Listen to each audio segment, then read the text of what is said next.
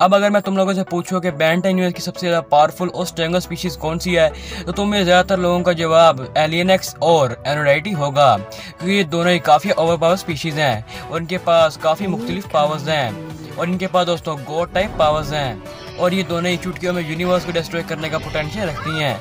मगर अब हम ये जानना चाहते हैं कि इन दोनों में ज्यादा पावरफुल कौन है, क्योंकि इन दोनों की फाइट में जो स्पीशीज जीतेगी वो बेन 10 यूनिवर्स की सबसे ज्यादा पावरफुल स्पीशीज मानी जाएगी।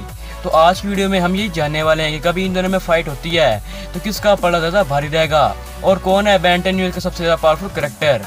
मगर उससे पहले अगर चैनल पर नए हो तो चैनल सब्सक्राइब कर लो और लाइक करो वीडियो को और उसको शेयर भी करो। So without wasting any more time let's begin. तो पहले हम एनोडाइट की बात कर लेते हैं।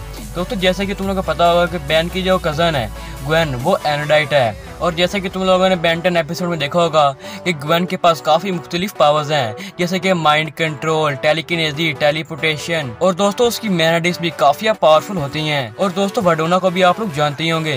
दोस्तों कहा जाता है कि बेन 10 यूनिवर्स में अभी तक जितनी भी एनोडाइट दिखाई गई हैं उनमें सबसे ज्यादा पावरफुल वर्डोना ही है।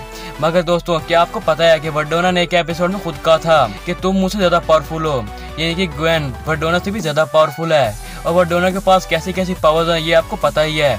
और वर्डोना ग्वेन से काफी ओल्ड और एक्सपीरियंस्ड है। मगर दोस्तों अगर ग्वेन चाहे तो वो पूरी की पूरी यूनिवर्स को डिस्ट्रॉय कर सकती है। और आपको बेन 10 एलियन फोर्स का वर्ल्ड वार पार्ट 1 और वर्ल्ड वार पार्ट 2 तो याद ही होगा। ये बेन 10 एलियन फोर्स की सबसे ज्यादा पॉपुलर एपिसोड है।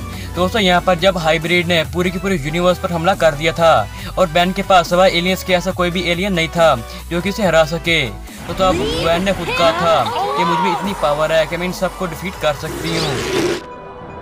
So much power. Gwen, listen to me. You've got to shut it down.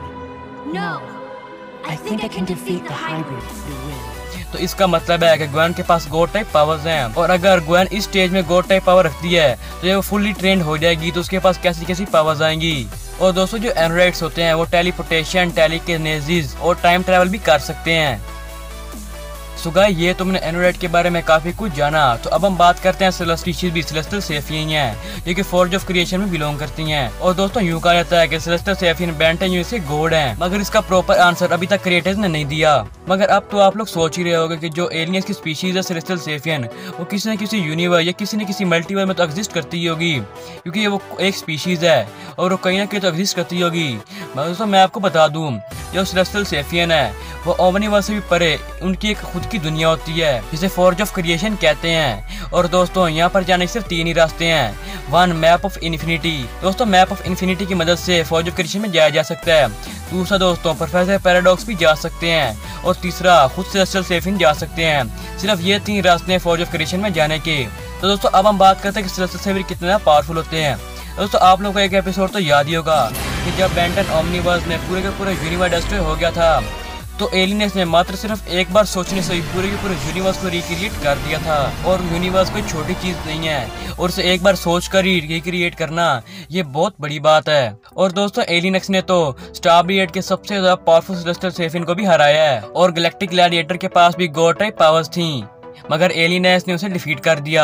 दोस्तों अगर हम बेन 10 क्रिएटर की सुने तो बेन 10 क्रिएटर ने ये कहा था कि एलियंस अपने 6 थॉट से पूरे के पूरे मल्टीवर्स को डिस्ट्रॉय कर सकता है। दोस्तों 6 बार सोचने से पूरे के पूरे मल्टीवर्स को डिस्ट्रॉय करना एक बहुत ही ज्यादा पावरफुल बीइंग को दे जाता है।